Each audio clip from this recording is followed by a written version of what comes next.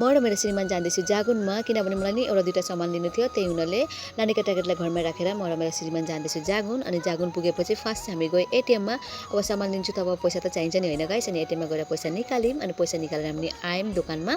किनभने नि मलाई चाहिँ नि चाहिएको थियो जुन चाहिँ चादरमा दही बनाउने धागो हुन्छ नि हो त्यो लिनुको लागि किनभने सिल्चरमा त पाइन्न हजुरहरूलाई थाहा नै छ मैले भिडियोमा पनि बनाएर हजुरहरूलाई देखाएको थिएँ त्यही हुनाले अब जब यहाँ माइत आएकी छु होइन आएको बेलामा म लिएरै जान्छु धागो चाहिँ अब जति चाहिन्छ भनेर अनि मैले यहाँ धागोहरू लिएँ अनि धागो सागो लिएपछि अनि बहिनीले भने मलाई दिदी एउटा बाटी र अनि लेस ल्याइदिनु भनेर अनि फेरि मैले यहाँ एउटा बाटी लिएँ अनि त्यसको लागि लेस यहाँ नै निकाल्दैछु अनि मैले पनि एउटा लेस चाहिँ राम्रो लाग्यो भनेर त्यो पनि मैले लिइहालेँ 18 मिटरको थियो एउटा मतलब बेन्डलमा अनि लिएको पछि यहाँबाट दोकानबाट हामी लियौँ अनि त्यसको पछि अनि फेरि हामी गयौँ अर्को दोकानमा अनि यहाँ चाहिँ सबै थोक पाइन्छ है साथीहरू अनि गोर्खालीको सबै सामान मतलब ब्राइडलबाट लिएर सबको मतलब सब सामान एभ्रिथिङ पाइन्छ कि कस्मेटिकबाट लिएर साडी सुट वगैरह अब ज्वेलरीहरू सबै थोक पाइन्छ अब गोर्खालीको पोतीहरू सबै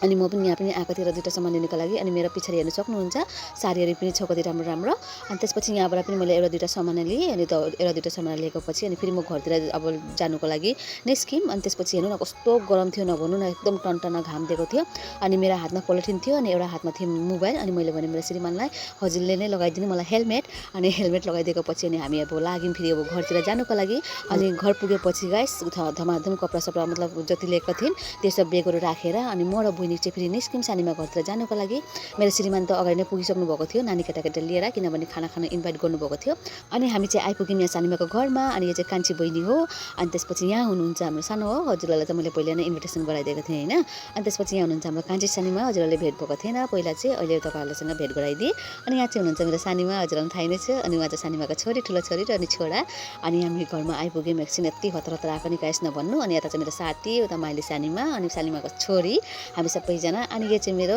सानीमाको ठुलो छोरीको छोरा पछि बुहारीलाई लिएर दिन हामीलाई चिया अनि गफसप गर्दै चिया पिउँदै हामी गफसप गर्दै थियौँ अनि त्यसपछि यहाँ हजुरले हेर्न सक्नुहुन्छ हाम्रो कान्छी बहिनीको चाहिँ छोरी चाहिँ न कहाँ पसेकी छ के भने नि नानी केटाकेटी त यस्तै हो कता कता के गरिराख्छन् अनि गरम चाहिँ यस्तो छ नभन्नु न हजुरले त्यहाँ हेर्न सक्नुहुन्छ कस्तो घाम टिटिलको लागिरहेको थियो अनि जति पनि गर्मी भयो भने त हामी चिया त पिउनु छोड्दिनौँ है गाइस जो चाय लभर छ होइन अनि त्यसपछि बुहारी चाहिँ आयो नि त अनि क्यामेरा देखिन् त होइन मलाई नउठाउनु गरेको थिएँ मतलब क्यामेराको सामने आउनै खोज्दैन क्या सबैजना सरमले भुतुक्कै हुन्छ के भन्ने होइन गाइस अनि मेरो सानीमा चाहिँ न मतलब डेक्ची लिएर कहिले बाहिर कहिले भित्र गर्नु हुँदै थियो अनि त्यसपछि अनि आउनुभयो अनि यहाँ क्यामेरा देखेर अनि हाई भनेर गर्नुहुँदैछ सामने आएर अनि त्यसपछि यो चाहिँ हाम्रो कान्छी छोरीको छोरी हो कान्छी बहिनीको छोरी हो अनि त्यसपछि अनि यहाँ हामी दोकानमा यो दोकान चाहिँ पनि हाम्रो सानीमा सानुबाउको हो यही हो मेरो कान्छी बहिनी उसको छोरी अनि यहाँ हुनुहुन्छ हाम्रो ठुली आमा अनि ठुली आमाले पनि चाय पिउनु हुँदै थियो र अनि उहाँ बाहिर बसिराख्नु भएको छ सनाउ अनि आज खाना सबै सनाउले बनाउनु भएको है त अनि